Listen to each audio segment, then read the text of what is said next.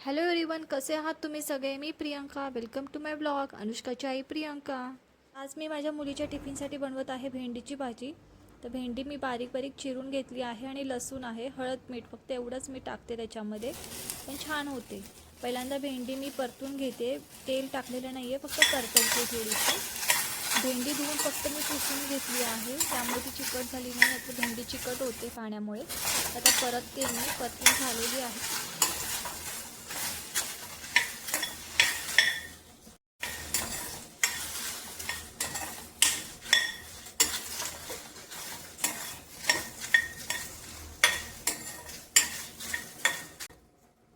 आता भेंडी ना परतून झालेली आहे, तर त्याच्यामध्ये मी थोडंसं तेल टाकते, तेलामध्ये थोडंसं फ्राय केलं। फ्राय केल्यानंतर आता मी त्यामध्ये टाकत आहे लसूण। लसूण पण थोडासा तेलामध्ये फ्राय करायचा आणि हा कच्चा राहत नाही लसूण, असं केल्याने फ्राय होतो छानपैकी, तुम्ही नंतर बघालच। भेंडी परतताना पहिल्यांदा मी तेल नव्हतं यूज केलं ना, त्यामुळे ते खाली लागलेलं आहे। आता लसूण पण शिजेल, लसूण असा वरून टाकला तरी पण काही होत नाही, तो शिजतो छानपैकी। मी तुम्हाला नंतर दाखवेल तो शिजलेला आहे म्हणून भेंडी झाल्यानंतर। माझ्या मुलीला ना खूप स्पेसिफिक भाज्या आवडतात, त्यामुळे रोज काय करायचं ना ते कळतच नाही। आता बघा लसूण शिजलेला आहे, तिला फक्त भेंडीची भाजी आणि पोटॅटो फ्राय एवढंच आवडतं, बाकीमध्ये ती पराठाच घेऊन जाते मोस्ट प्रॉब्ली, कारण की ती भाज्या खातच नाही, तिखट तर बिलकुलच खात नाही। त्यामुळे तुम्हाला जर हवं असेल तर ह्यामध्ये तुम्ही मिरची टाकू शकता, मी मिरची टाकलेली नाही आहे। आता बघा लसूण कसा छान झालेला आहे, एक 2-3 मिनटं अजून परतून घेते म्हणजे भेंडी छान होईल। आता लसूण पण छानपैकी परतून झालेला आहे। आता ह्याच्यामध्ये ना मी मीठ आणि हळद टाकलेली आहे, अजून 2 मिनटं परतलं ना की माझी भेंडी तयार होईल। आणि सकाळी सकाळी ना गडबडीमध्ये ह्या अशा भाज्या ना पटापट होतात, नाहीतर सकाळी खूप गडबड होते आणि रात्रीच डिसाईड करून ठेवावं लागतं की सकाळी कोणती भाजी करायची, म्हणजे आपल्याला पटकन करता येतं। तर माझी भेंडीची भाजी आता झालेली आहे। आज अनुष्काला शॉर्ट ब्रेकसाठी मी शिरा बनवते आणि मी रवा पहिल्यांदाच भाजून ठेवते, त्यामुळे रवा भाजायला जास्त टाईम लागत नाही। तर आता रवा परतलेला आहे मी, मला ना शिरा खूप आवडतो, माहीत नाही पण उपमा माझ्याकडून नीट होतच नाही, काय माहिती का। शिरा कधीही करा पण त्याचं प्रमाण कधीच बिघडत नाही, पण उपमा करायला गेलं ना एकतर त्याच्यामध्ये पाणी तरी कमी पडतं किंवा काहीतरी गडबड होतेच। मी एकीकडे गरम पाणी केले आहे, तर गरम पाणी आता मी टाकते, तुम्ही दूध पण वापरू शकता ह्याच्यामध्ये। मी दूध नाही यूज केलेले, फक्त पाणी, गरम पाणी यूज केलेलं आहे। शिऱ्यामध्ये मी ड्रायफ्रूट्स ॲड केले नाही आहेत, कारण की अनुष्काला ते आवडत नाही, त्यामुळे मी सिम्पलच बनवलं आहे। आणि दुधाचा जर शिरा बनवायचा असेल तर तुम्ही पाणी आणि दूध दोघेही एकत्र करून करू शकता। मी माझ्या एका शॉर्ट व्हिडिओमध्ये ना सत्यनारायणच्या पूजेसाठी शिरा केला होता 1.25 किलोचा, तो व्हिडिओ जरूर बघा, त्याची लिंक मी देते तुम्हाला। आणि शिरा असा आहे ना की माझ्याकडून प्रत्येक वेळी चांगलाच होतो, कसंही केलं तरी। उपमा काय मला नीट येत नाही। आता हे मस्तपैकी झालेलं आहे, पाणी आटलं आहे। आता ह्याच्यामध्ये मी साखर टाकते, साखर पण अंदाजानुसारच टाकते। आता एकत्र करेल आणि आता साखर त्याच्यामध्ये एकजीव झाली की आपला शिरा रेडी आहे। जेव्हा शिरा आपण तुपात भाजतो ना तेव्हा त्याच्यामध्ये केळ टाकलं ना तरी पण ते खूप छान लागतो टेस्टला। तुम्हाला माझे व्हिडिओ आवडत असेल ना तर प्लीज लाईक करा, शेअर करा आणि सबस्क्राईब करायला विसरू नका। आता माझा शिरा पण झाला आहे, पटकन पॅक करते आणि तिला स्कूलमध्ये पाठवते।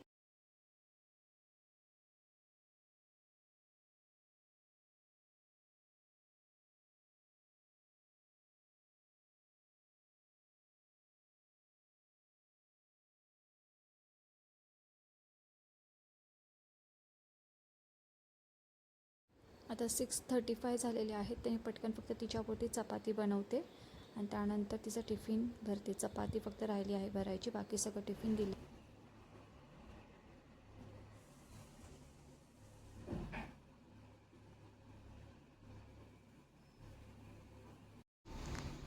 मी असे ना रोल करून देते तिला, कारण की ती पटकन संपवत नाही, म्हणजे हाफ एन आवरचा तिला ब्रेक असतो पण तो तिला पुरत नाही, ती बडबडतच बसलेली असते। मग असे रोल करून दिले की पटकन संपवून येते टिफिन।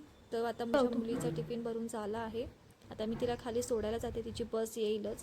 ती सकाळी खूप लवकर जाते 7 o'clockला, तिची स्कूल थोडी लांब आहे, त्यामुळे मी अनुष्काला सोडून आली आहे घरी। आता मी दुसरी भाजी करत आहे कॅप्सिकमची, तेलामध्ये जिरं टाकलं आहे, नंतर आता ओनियन टाकलेलं आहे, ते थोडं फ्राय करून घेते। त्यानंतर मग त्याच्यामध्ये बेसिक मसाले टाकेल, मी सगळं कटिंग वगैरे करून ठेवलं आहे। हे कॅप्सिकम आहे, थोडं मोठे मोठे कट केलेले आहे। आता माझा कांदा शिजून झालेला आहे, ह्याच्यामध्ये जिंजर गार्लिक पेस्ट टाकायची मी विसरून गेली आहे, तुम्ही जरूर टाका। ऑनियन आता फ्राय झालेलं आहे. आता ह्याच्यामध्ये बेसिक मसाले टाकायचे, मीठ, हळद आणि आपलं लाल तिखट जे असतं ते टाकलेलं आहे. थोडं परतून घेते. त्यानंतर मग त्याच्यामध्ये कॅप्सिकम टाकायचे आहे.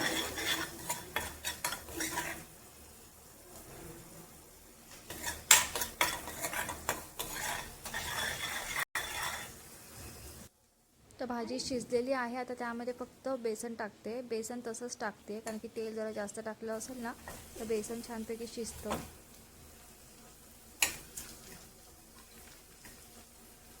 हे बघा भाजी शिजलेली आहे पूर्णपणे.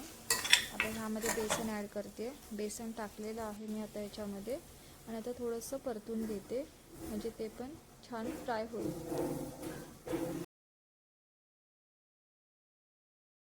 आमच्या इथे ना एव्हरी थर्सडेला ना मार्केट असतं, तिथेच मी चालली आहे. पण कसं छान दिसतं यार.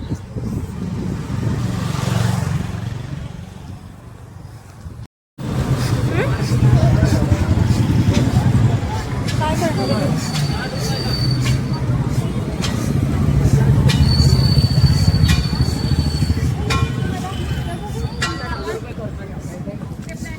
पाणी राहत नाही त्याच्यात पाणी गेलं तरी पाणी सगळं बाहेर निघालं आणि ह्याच्यात पाणी गेलं पाणी निघत नाही. त्याच्यात काय करत आहे का तशी तुझ्याकडे? कुठे सांगत की कुठल्या नरम आहे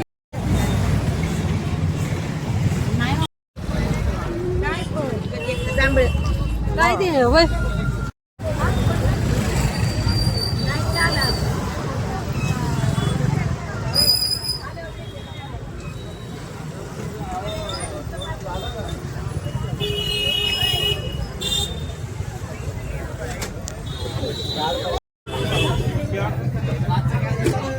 तू हात सोड ना ग जरा. या स्टॉलवरती तर मी नेहमी येते. इथे इडलीचं पीठ आहे, मेदूवड्याचं पीठ आहे, त्यानंतर शेंगदाण्याची चिक्की, बाजार आमटी, भरपूर आयटम आहे. तुम्हाला दिसत असेल तूप वगैरे पण होतं इथे. पनीर पण फ्रेश असतं इकडचं. जर तुमच्या बॉडीमध्ये कॅल्शियम कमी असेल ना तर खरवस नक्की खा. खरवसमुळे खरंच कॅल्शियम वाढायला मदत होते. ते मी स्वतः एक्सपिरियन्स घेतलेला आहे.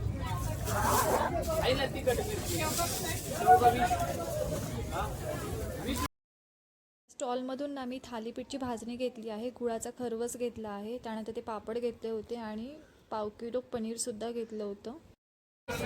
पावशेर अर्धा किलो पावशेर द्या. चटणी देऊ मॅडम. नाही नाही नको. ही 70लाच आहे. गोडी चटणी द्या ही पण देऊ. जमतच नाही आवडतं लहान बाळ आहे ना घरात तेव्हा. त्या स्टॉलमधून ना मी घेतलेली आहे आंबवडी आणि दुसरं आहे बोरकूट. मी प्रत्येक वेळी घेतेच हे बोरकूट लहानपणी जेव्हा मिळायचं ना तेव्हा असं पावडरमध्ये यायचं, पण आता तसं नाही आहे. तर आता मी मार्केटमध्ये भाजी घेतली नव्हती.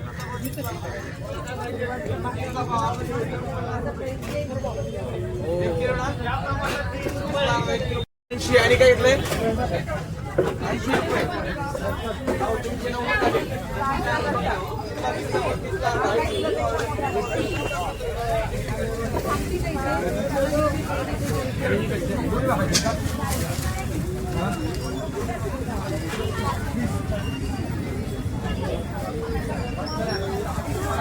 गवती चहा कसा आहे?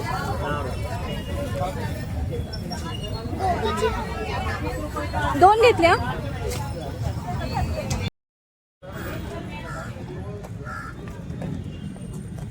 प्रशांतला फोन कर ना बघ ना काय करतो.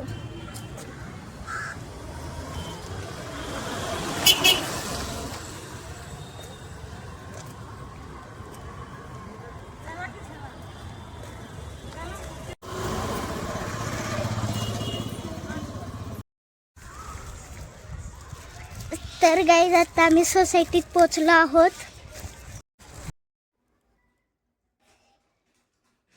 तर मी बनाना घेतले होते, त्यानंतर मँगो घेतले होते. आता सीझन संपत आला मँगोचा.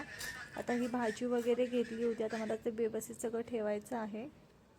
मी पॉलिथिन न्यायला विसरली होती, त्यामुळे आता मला हे प्लास्टिकचं यूज करावं लागलं. काय माहिती.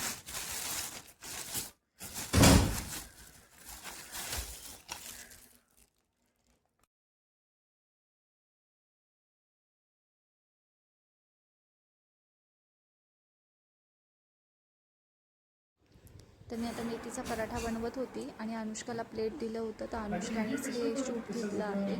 तुम्हाला माझा ब्लॉग आवडला असेल तर प्लीज लाईक करा, कमेंट करा, सबस्क्राईब करायला विसरू नका. Bye, take care.